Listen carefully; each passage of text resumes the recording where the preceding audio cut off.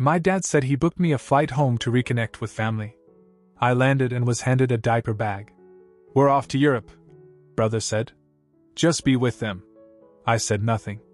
I just did what they didn't expect.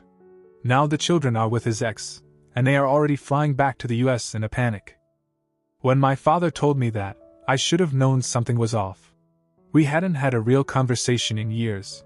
Not since I moved across the country and made it a point to keep things polite and distant. I assumed someone was sick or dying. Instead, I got picked up from the airport by my brother and handed a bag of diapers before I even set my suitcase down.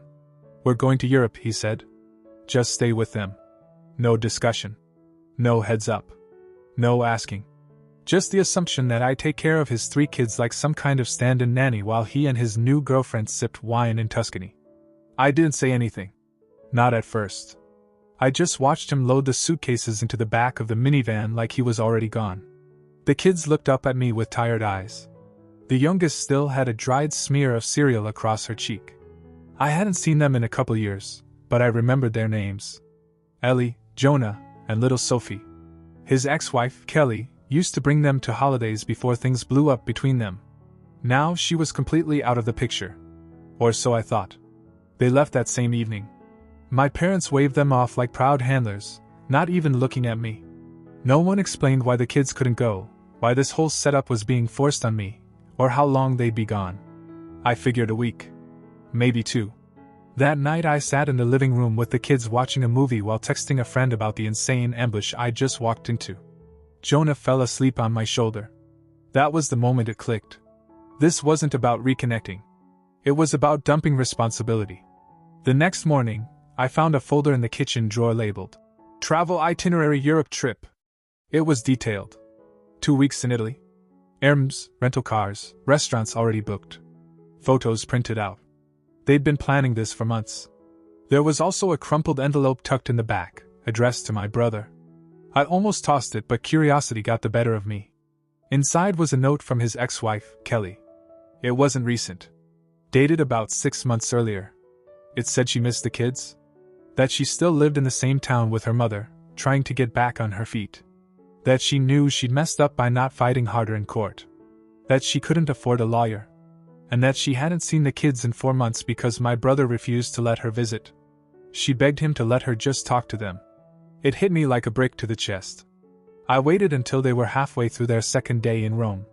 Then I packed the kids' things in silence while they played with some blocks on the carpet. I loaded them into the rental car. I didn't leave a note. I didn't text. I just drove.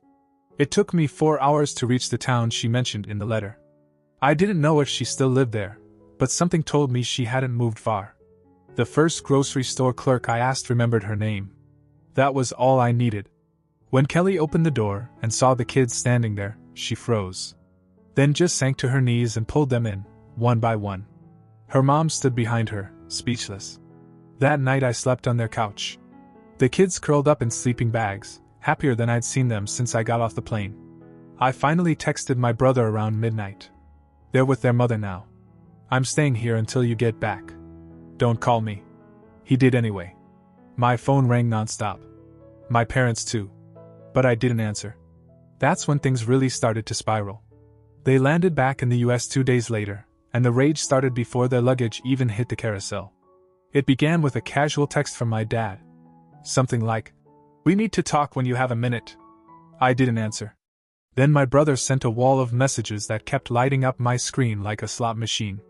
I read the first one, full of fake calm, calling this a huge misunderstanding, saying they were confused, then skipped the rest. I knew what came next. It didn't take long. By noon, they were all calling me. First my mother. Then my brother's new girlfriend. Then my father again. Each voicemail sounded more desperate than the last. They wanted to know where the kids were, if they were okay, what I was thinking. I didn't respond until that evening. I texted one line. "They're with Kelly. Don't come here." The calls stopped for a few hours after that. I assumed they were regrouping. The next morning, my brother showed up at Kelly's place. I saw him pull into the driveway from the kitchen window. I told Kelly to stay inside and stepped out to meet him before he could get out of the car. He didn't say a word at first. Just stared at me, then shook his head like I was some malfunctioning piece of equipment. He finally got out, slammed the door, and came up to the porch. I told him the kids weren't coming with him. That Kelly had just as much right to them as he did.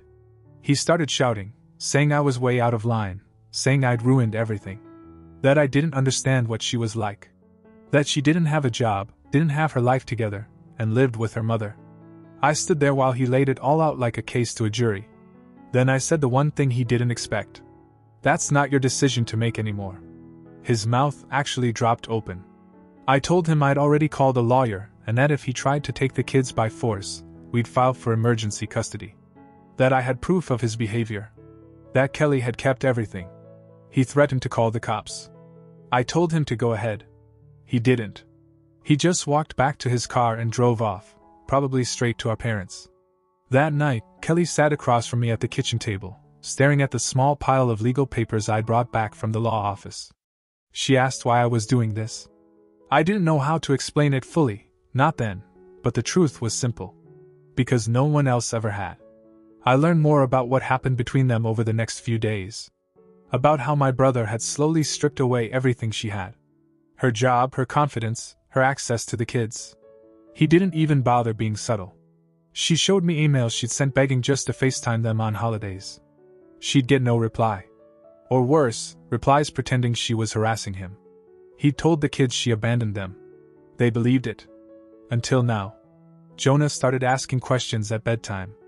About why his mom cried when she hugged them. About why she made pancakes every morning even when she was tired. About why she kept saying she was sorry. I told him she missed them a lot. That she loved them. He asked if I was staying too. Yeah, I said. I'm not going anywhere.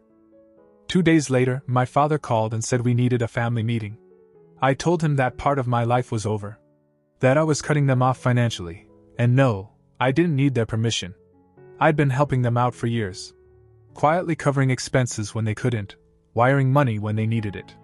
I told him I was done. That every cent was going to the kids now. To Kelly. My mom left a long voicemail after that, crying, saying I'd ruined everything. That I'd embarrassed them. That I'd destroyed my brother's relationship.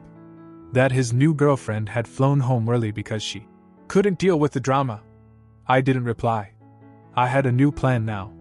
One they'd never see coming. On the third morning at Kelly's, I woke up to the smell of burnt toast and Sophie standing over me in pajamas 2 sizes too small, holding a drawing of what I assumed was her, me, and a lopsided cat. The caption was spelled wrong. Uncle Peter. That one drawing made every ounce of jet lag worth it. Kelly was already up, wearing the same hoodie she'd worn since I got there. She made coffee for both of us and apologized for the mess like I hadn't already spent 2 nights sleeping next to a plastic bin of old VHS tapes. Then she asked if I remembered their old dog, Max. I did. The shaggy golden retriever that used to bark anytime someone sneezed. She said he'd died last winter. She couldn't afford a vet, so she'd wrapped him in a blanket and buried him in the yard by herself while the kids were with my brother.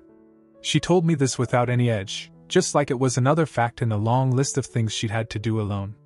Something changed in me right then. I pulled out my phone and canceled my return flight. No one knew, and I didn't care. I called my job later that morning and told them I needed time off. I kept it vague, just said it was a family situation, which technically wasn't a lie. My boss paused for a long time and said, "All right. Just keep me posted." That was the start of everything. The pivot point. That afternoon I sat down with Kelly and told her I was staying. Not just for a few more days. Not until things calmed down. I meant staying for real, for however long it took to fix this mess. She asked me why I'd do that, why I'd give up my time, my work, my life for her and the kids. I told her the truth, that I didn't recognize my own family anymore. That I'd spent years quietly funding their bad decisions, watching them treat people like garbage, trying not to get involved. That I thought maybe I owed someone better a little of what I'd been giving to people who never deserved it in the first place. We made a list that night. Things the kids needed. Things she needed. It was 3 pages long. Winter clothes, toothbrushes, school records, legal help, car repairs, and on and on. She looked at it like a mountain she'd never climb. The next morning, I started crossing things off. We went shopping first. I bought each of the kids proper shoes and enough clothes to stop them from rotating the same 3 outfits. We replaced backpacks, lunchboxes, filled the pantry. I took them to the pediatrician, got their medical files transferred, even set them up with the dentist. Kelly just watched me like I was building a rocket in her front yard. But the real turning point came when Jonah asked me a question in the middle of the cereal aisle. "Are you our new dad?" I stopped moving. I told him no, not even close. I said I was just someone who thought they deserved better. And then I told him something else, something I probably shouldn't have. "You're not going back to your dad's house. Not anytime soon." I meant it. My brother was still trying. The texts became more frantic. First pretending to be concerned. Then threatening. Then fake legal, a badly written cease and desist email copied from the internet. He said I was interfering with custody, that I'd taken his kids without permission, that he had a lawyer. I called his bluff. I had an actual lawyer by then. A good one. We filed for temporary custody modification. Kelly was terrified. She thought the courts wouldn't believe her, that my brother would charm them like he always did. But we had something new this time, time-stamped messages, financial records, a long, ugly trail. We also had me, someone the court could look at and see as neutral. I wasn't in this for revenge. I wasn't their father. I was their uncle. And I had eyes. Kelly cried the night we filed the paperwork. Not the hopeless kind of crying. The other kind. Relief. We told the kids slowly, one piece at a time. That they'd be staying in this town for a while. That they'd be going back to school here. That their mom was going to be around more now. At first, they didn't believe it. Especially Jonah. He kept asking when their dad was coming back. Then one day, out of nowhere, he said he hoped he didn't. That night I got a call from my mom. I let it go to voicemail. She said I'd turned on the family. That I was trying to destroy my brother's life. That he and his girlfriend had split up and it was my fault. I listened to the message while sitting on the porch, watching Kelly fold laundry with a focus like it was brain surgery. Sophie was playing with her new crayons. Ellie was reading a book. Jonah had built a fort out of every pillow he could find. I deleted the message. They didn't get it yet. This wasn't about punishing them. This was about saving what was left. I knew they'd come. It was only a matter of when. 3 days after my mom's voicemail, my brother showed up again, this time with our parents. They didn't call ahead. Just pulled into the gravel driveway in a rented SUV like they were there to reclaim stolen property. Kelly saw them from the window and froze. I told her to stay inside with the kids and stepped out before they could make it to the porch. They looked ridiculous standing there. My father trying to stay calm, my mother already red-faced, my brother wearing aviators like this was some sort of power play. No one spoke first. Eventually, my dad asked if I was really going through with this nonsense. I told him we'd filed for custody modification. That Kelly had legal representation. That the kids were safe, in school, and doing better than they had in months. My mom jumped in, saying I had no right to interfere in a legal family matter. I reminded her that I was family, and that what they'd done wasn't parenting, it was abandonment dressed up as a vacation. That's when my brother finally spoke. He accused me of manipulating Kelly, of using her emotional state to get back at him. He said I was brainwashing his kids. I laughed out loud. Actually laughed. I told him I was done letting him use people. That I wasn't afraid of him, his temper, or his empty threats. I told him he had no clue how close he was to losing everything. That was when he made a mistake. He said, "You don't get to decide who's a fit parent." I said, "You're right. But a judge does." They left without another word. My brother tried to slam the door to the SUV and missed the latch. My mother gave me one last look, the kind she used to give when I was a kid and refused to apologize. Like I'd betrayed some unspoken rule. But I didn't care. I just watched them go. That night, I sat at the table with Kelly and her mom while the kids played in the living room. I told them I was ready to go all in, full legal backing, financial support, everything. I wasn't going to let the kids go back to that house. Ever. Kelly asked me how far I was willing to go. I told her I'd already passed the point of no return. The next day, we met with the attorney again. We worked through logistics, documentation, testimony dates. We started building the kind of case that couldn't be ignored. Photos, messages, video calls, school records, text logs. The attorney said it would take time, but we had more than enough to at least push for temporary full custody. Meanwhile, I was living there full time.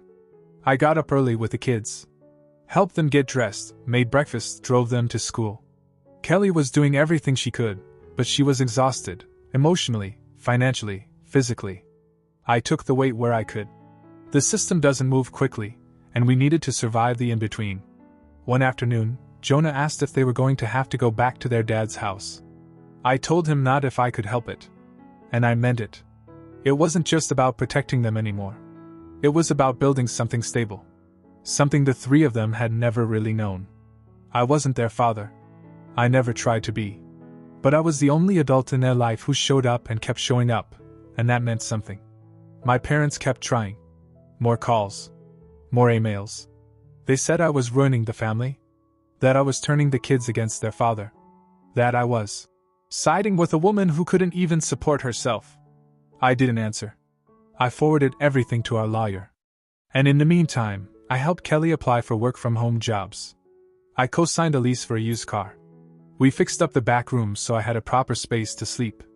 I'd never lived like this before. No plans, no schedule. Just a daily battle to keep something good alive. And as strange as it sounds, I felt more grounded than I had in years. I wasn't just playing the good guy. I was finally becoming the person I should have been all along. 2 weeks later, just when I thought we had found some kind of rhythm, things snapped. The school called. Jonah had been pulled aside by a woman claiming to be a family friend. Said she'd come to pick him up early. Office staff didn't let her take him, thank God, but it rattled everyone. When I got there, the principal looked serious. He said the woman didn't give a name but matched the description of my brother's new girlfriend, the one who supposedly left him in Italy. I called my lawyer on the spot. Kelly was shaking when I told her.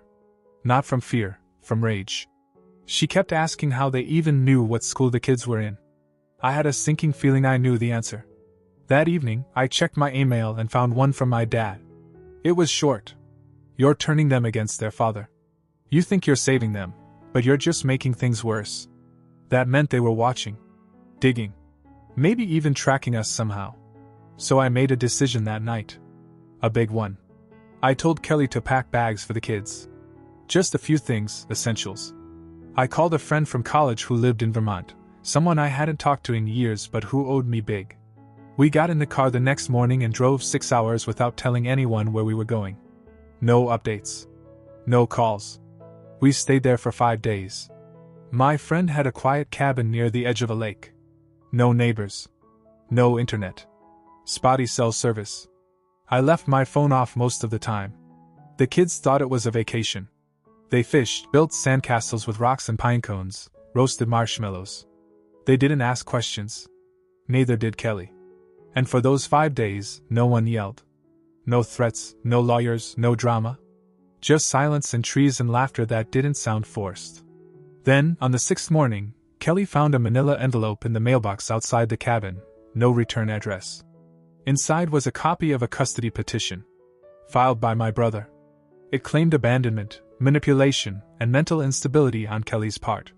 There were even screenshots of my social media from years ago, photos of me drinking at parties, old sarcastic posts about hating kids, a blurry image of me holding someone else's baby with the caption, "Please take it back." They were reaching hard. But the message was clear. They weren't stopping. I drove back to town that day. Straight to the courthouse. I filed for a restraining order on behalf of the kids, citing the attempted school pickup. Our lawyer said it wouldn't last forever, but it would buy us time. Kelly broke down that night.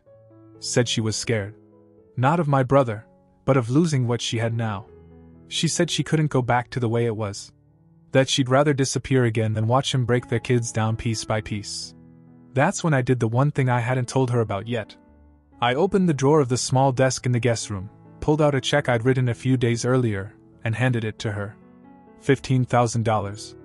She stared at it like it was radioactive. I told her it was hers. To start over. For a new apartment. For daycare. For groceries. For whatever she needed to build a life without fear. She tried to give it back. I refused. The next day, I changed my number. I cut off my bank's auto payments to my parents. Every single one. The mortgage assistance I'd been sending. The $200 my mother got each month. For vitamins. The Netflix account. Gone. That same night, my brother left a voicemail. "You're going to regret this, Peter. You don't know who you're messing with." He was wrong. I knew exactly who I was messing with. And I was done giving them the benefit of the doubt. The morning of the hearing, Kelly was so tense she couldn't eat. The kids stayed with her mom while we sat in that dull county courtroom, fluorescent lights buzzing, everything quiet except the shuffle of papers and the ticking of an old clock that felt deliberately slow. My brother didn't show. He sent a lawyer instead, some guy who looked half asleep and came with a single folder. Meanwhile, our side had 2 binders, a timeline, affidavits from school staff, printed texts, even copies of financial transfers showing Kelly had been deliberately cut off from supporting herself or seeing the kids. The judge, a sharp-looking woman with a calm voice, looked through the files carefully. She didn't ask many questions. When Kelly spoke, she didn't cry. She told the truth. She said she had made mistakes, that she had been overwhelmed and underprepared, but she never stopped loving her kids. She said she'd let herself be pushed out of their lives because she didn't think she had a choice. But she was ready to fight now, not out of anger, but for their safety. Then the judge turned to my brother's lawyer and asked plainly, "Is there a reason your client isn't present for this hearing?" The lawyer fumbled. Said he was out of state for business. The judge wrote something down. When the ruling came, it was short. Full temporary custody to Kelly. Immediate placement with her. Supervised visitation only, and only upon review. A restraining order added to keep both my brother and his girlfriend away from the school. Kelly stared at the floor for a while. Then she just whispered, "We did it." And for the first time in weeks, she looked like herself. That afternoon, I drove the kids home from school and told them the news. Jonah's face lit up, but Ellie didn't say much. She just walked up to her mom and hugged her without a word. Sophie started crying. Not because she was upset. Just relief. That evening, Kelly started making a list. She wanted to find a small apartment nearby. One with a bit more space, maybe a tiny backyard. She wanted to get the kids into a better routine, maybe start working evenings when her mom could help. She was thinking about daycare, community programs, job training. She was making plans. I helped her find a place in a quiet neighborhood with decent schools. I paid the first 3 months' rent, plus a deposit. I got her a used car with low mileage. I made sure she had a laptop, a printer, and helped her apply for remote support jobs. She got one 2 weeks later. She kept asking what she could do for me. I told her she already had. On my last day staying with them, the kids made thank you cards. Sophie drew our family stick figures holding hands under a giant sun. Jonah said I was better at pancakes than his dad ever was. Ellie gave me a small, polished rock from the lake, the same one from the cabin, and told me she wanted me to keep it forever. That night, after they were asleep, I handed Kelly the envelope I'd been holding onto for days. A check for $15,000. Enough to get her really started. Furniture, school supplies, savings, maybe even a little time off. She stared at it for a long time, then asked if this was my way of saying goodbye. I said no. I just wanted her to have something they could never take away again. The next morning, I packed my things. Kelly's mom hugged me like I was her own. Kelly didn't say much, she didn't need to. When I closed the car door, Jonah ran out barefoot to hand me a note. It just said, "Please come back soon." I drove home in silence. My apartment felt like it belonged to someone else. I turned on my phone. 64 missed calls. Emails. Voicemails. A new one from my dad. "Peter, you've destroyed your brother. I hope you're proud of yourself." Another from my mom. "You've broken this family apart." And then something new. An email from a cousin I barely spoke to, saying she'd heard what I did. That she'd seen Kelly once, years ago, in a parking lot crying into a phone. That she wished someone had stepped in back then, and that she was glad someone finally had. She ended the message like this. "They're angry because you ended the cycle. That's what real change does." I didn't answer my parents. I didn't respond to my brother. I blocked them. I sent my lawyer the latest messages. Then I sat down and opened a notebook. I wrote down every detail, not for legal use, but because I didn't want to forget how far it had gone. How much was broken. And how, somehow, something good still came from it. 3 weeks later, I visited the kids. Kelly had started a part-time role. The apartment had framed photos on the wall, proper beds, even a small art corner for Sophie. Jonah had made the soccer team. Ellie had joined a reading club. Kelly was smiling again. Not forced. Not nervous. Just normal. She told me they were finally sleeping through the night. That was the first time I let myself cry since this all began. I'm not their father. I never pretended to be. But I gave them something no one else had. A chance. And I don't care if my parents never speak to me again. Or if my brother thinks I betrayed him. I didn't ruin our family. I finally saved part of it.